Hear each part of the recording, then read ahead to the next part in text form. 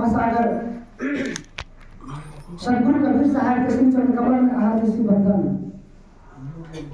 और सत्संग परिसर में संत जन एवं सत्संग प्रेमियों को मेरा त्रय बार सत्य साहेब बंदगी, सत्य साहेब बंदगी, सत्य साहेब बंदगी।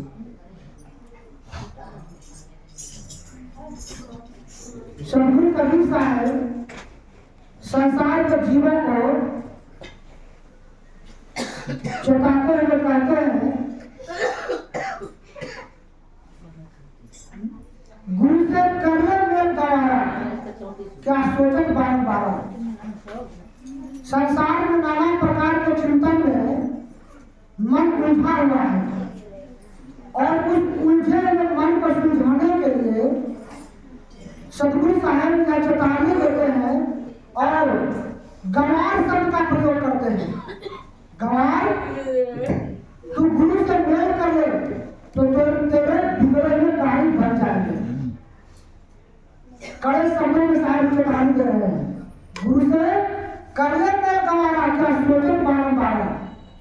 जब दर्शन को जिए चाहिए तो दर्पण मांगते रहिए, दर्पण में आदि काहे तो दर्श काम ले पाएंगे। अपने अंदर जितने भी काम, क्रोध, लोभ, मोह रूपी गंदगी हमारे जीवन में भरा पड़ा हुआ है, उसको गुरु के द्वारा बताए हुए साधन प्रक्रिया द्वारा हम अपने उस मैल को ढूंढने का प्रयास करें। गुरु जी ने ध्यान साधना के लिए जो आपको युक्ति दी है, जितना समय दिया है, उतना का आप अवश्य सदुपयोग करें। संसार में 24 घंटा समय सिर्फ संसार में ही मिलता है खाने कमाने के लिए। उसमें से गुरुदेव ने जितना समय कहा है आपको भजन के लिए, 10 मिनट, आधा घंटा, 1 घंटा, जितना जिसको कहा गया है, उतना समय अपने आत्म कल्याण के लिए अवश्य निकालें। यह अत्यंत ही जरूरी है। अगर आप इतना नहीं निकाल पाते हैं समय, तो फिर आपका जीवन व्यर्थ ही चला जाएगा और कहाँ आए क्या किए कुछ भी पता नहीं, और फिर आपको 84 में जाना पड़ेगा। सदगुरु कबीर साहब कहते हैं, लख 84 भरने के पैर पर अटका आए, हम की पासा न पड़े फिर 84 जाए। 84 लाख योनियों को भ्रमण करने के बाद आप यह मनुष्य तन पाए हैं। 84 लाख योनियों को भ्रमण करने के बाद आप यह मनुष्य तन पाए हैं, और यदि आप गुरु भक्ति करके अपने जीवन का विस्तार नहीं किए तो फिर आपको 84 लाख योनियों में जाना पड़ेगा। यह काल निरंजन भगवान का विधान है और हम सब इसमें आकर के फंस चुके हैं, और एकमात्र साधन गुरुदेव है और गुरुदेव की भक्ति है, जिसके द्वारा हम अपने आत्म कल्याण कर सकते हैं। और इससे विस्तार पाने के लिए सदगुरु कबीर साहब ने विजन में कहा है कि नित्य खरसान लोहा गुण छूटे, नित्य दृष्टि माया को टूटे। जिस प्रकार से लोहे के बने हुए पात्र जैसे छुरी है, कैंची है, हसुआ इत्यादि जो है उससे बने हुए अस्त्र शस्त्र, तो उसको पत्थर पर घिसने से उसमें तेज धार बनी रहती है। तो उसी प्रकार से जब आप नित्य सत्संग करेंगे, सत्संग गोष्ठी में भाग लेंगे, गुरु के द्वारा बताए हुए आप प्रार्थना ध्यान को अवश्य करेंगे समय से, तो आपका माया मोह का बंधन टूट जाएगा और आप क्या होगा कि 84 लाख बंधन से आप मुक्त हो जाएंगे। आप जब यह गुरु भक्ति करेंगे तब तो साहब उसके लिए क्या कहते हैं कि गुरु मूर्ति गति चंद्रमा सेवक नयन चकोर अष्टपाल नक्षत्र गुरु मूर्ति हो। जब अभ्यास करने के साथ कहते हैं कि जिस प्रकार चकोर पक्षी चंद्रमा को एकटक निहारती रहती है, उसी प्रकार गुरु के रूप को अपने हृदय कमल में आप ध्यान करें।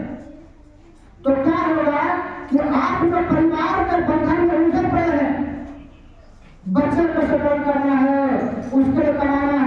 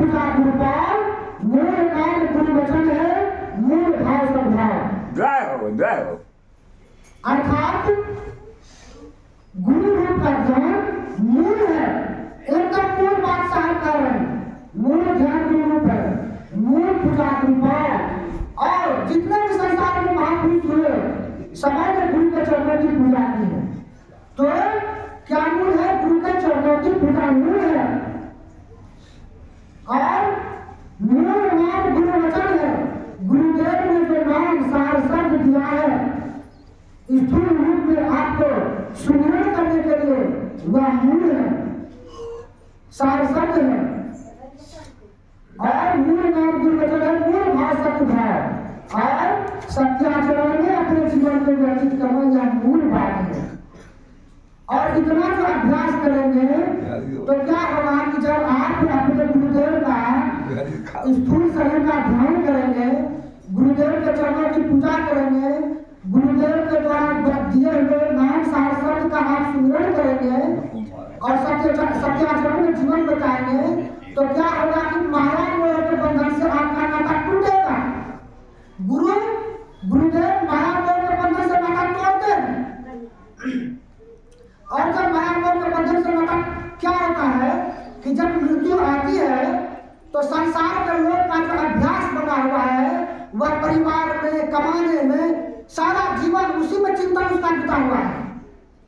तो अंत समय में भी उसका चिंतन उसी में रहता है और प्राण का अंत हो जाता है, अंत मति स्वगति। तो फिर आपको 84 लाख योनि में जाना होता है। तो क्या होता है कि जब भक्त साधक गुरु रूप का ध्यान करते हैं तो अंतिम समय में भी वह अभ्यास काम आता है। जीवन भर का आपने अभ्यास किया है तो वह अभ्यास आपके उस समय भी काम आता है और आप उस समय अपने परिवार या अन्य जनों का और अपनी नौकरी पेशा का चिंतन न करते हुए आप गुरु में निष्ठ रहते हैं और जिसके कारण काम आपका कुछ नहीं बिगाड़ सकता है। और फिर उस समय गुरुदेव की शक्ति काम करती है और गुरुदेव फिर आपकी आत्मा को निकाल करके, और यदि आपकी भक्ति पूरी हुई है तो फिर आपकी आत्मा को सत्यलोक ले जाती है। अगर भक्ति पूरी नहीं हुई है तो फिर आपको मनुष्यतम की प्राप्ति होती है और आपसे फिर भक्ति करवा करके, जब तक आपका भक्ति पूरी नहीं हो जाता तब तक गुरु और शिष्य का संबंध होता है। यह जो रिश्ता नाता है परिवार संसार का, यह रिश्ता नाता फिर आगे होगा या नहीं होगा इसकी कोई गारंटी नहीं है। फिर आप अभी भारत में हैं, फ्रांस में जन्म लेंगे, कहाँ जन्म लेंगे उसकी कोई गारंटी नहीं है, लेकिन गुरु आपको मिलेंगे ही मिलेंगे। सदगुरु कभी सारी समझ में कहते हैं कि भक्ति बीज विषय नहीं, भक्ति बीज विषय नहीं, जो जुग जाए अनंत, ऊंच नीच घर जन्म ले तो भी संत का संत। गुरुदेव की जय। सदगुरु कबीर साहब कहते हैं कि अगर गुरुदेव से आपने नाम दीक्षा ले ली है, गुरुदेव ने आपके अंतर्गत बीजारोपण नाम का कर दिया है और आप उसका अभ्यास कर रहे हैं, तो क्या होता है कि वृक्ष जब जमीन में पड़ता है तो अंकुरित होता है, पेड़ बनता है। तो उसी प्रकार से जब नाम की भक्ति, गुरु की भक्ति आपको मिल चुकी है और आप जो भक्ति करेंगे तो वह वृक्ष बनेगा ही बनेगा, यह तय है। चाहे इस जन्म में बने या आगे जन्म में बने, बनेगा ही बनेगा। और आपको 84 में नहीं जाना पड़ेगा कि मनुष्य तन ही मिलेगा। साहब इस बात की गारंटी दे रहे हैं कि भक्ति कुछ विषय नहीं, वह भक्ति जो है विनष्ट होने वाला नहीं है। भक्ति कुछ विषय जो जुग जाए अनंत, चाहे अनंत जुग बीत जाए, आपको कितने बार जन्म लेना पड़े, जो जुग जाए अनंत, ऊंच नीच घर जन्म ले, चाहे आपका जन्म अवर्ण में हो या सवर्ण में हो, ऊंच नीच घर जन्म ले तो भी संत का संत। आपको उस संतति की प्राप्ति होगी, आपको गुरु मिलेंगे, आपको वैसा माहौल, वैसा परिवेश मिलेगा कि आप फिर से भक्ति करेंगे। यह गुरु की दया है, गुरु की छत्र छाया है। और इसीलिए सदगुरु कबीर साहब कहते हैं कि लागी लागी क्या करे, लागी सोई सलाह, लागी तभी जानिए उठे करा करा। गुरु भक्ति में लगन लगाने की बात होती है। जैसे शादी विवाह में लगन लाने के लिए जाते हैं ना, तो जब लगन लेकर के आते हैं तो फिर जोर शोर से भिड़ जाते हैं कि अब इस कार्यक्रम को संपन्न करना है। तो उसी प्रकार से लगन बहुत आवश्यक चीज है, उसके साथ अभ्यास जुड़ जाता है जब लगन लगती है तो, और फिर अभ्यास जब जुड़ जाते हैं तो वह मुकाम पर पहुंचा करके ही छोड़ता है। तो लगन परम आवश्यक है। साहब कहते हैं कि लाख ताकि क्या करे, सिर्फ कहने से और सुनने से, चर्चा करने से बात नहीं बनेगी। लागी सोई सराहिए, उस लगन की सराहना है।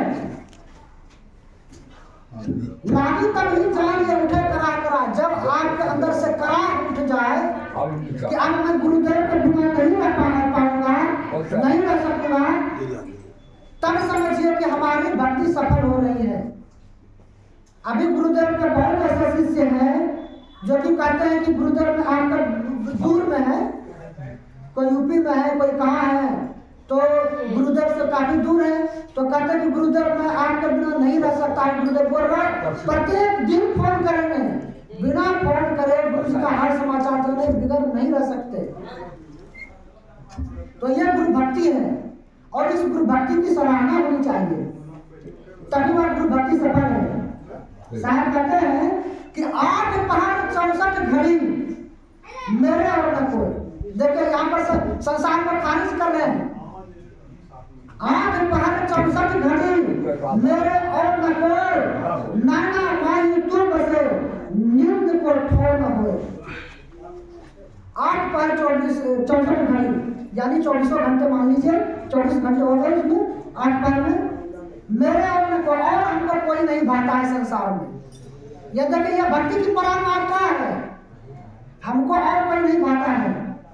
नैना माही तू बसे, हे गुरुदेव अब आप मेरे नैनों में इस कदर बस गए हैं कि नींद को और अब नींद कभी नहीं आ रही है कि हमको सता रही है कि अब मैं सोऊं, ऐसी आपसे प्रेम बन गई है। तो गुरु भक्ति अति कठिन है और गुरु से लगन कठिन है भाई, बहुत कठिन है। तो हाँ, और क्या है कि यहाँ पर भक्ति की पराकाष्ठा है और या जो योग शिष्य है उसकी बात नहीं है। लेकिन साहब यह भी कहते हैं कि धीरे धीरे रहना, धीरे सब कुछ हो, मारी से जैसे फल हो। जो गृहस्थ जीवन में है तो उसके लिए संसार भी जरूरी है, उसने परिवार बसाया है, परिवार भी जरूरी है, परिवार का भरण पोषण भी जरूरी है। हाँ, तो उसमें गुरुजी ने विधान बनाया है कि गुरुदेव का आधा घंटा का प्रार्थना है और अगर 10 मिनट किसी को कहे ध्यान करने के लिए या 20 मिनट या आधा घंटा, तो उतना समय सुबह और शाम इतना आप अवश्य करें तो बात बन जाएगी, आपका जमानत बच जाएगा, ये आवश्यक है। तो एक सदगुरु का सबक में आप सबों के बीच रहने जा रहा है।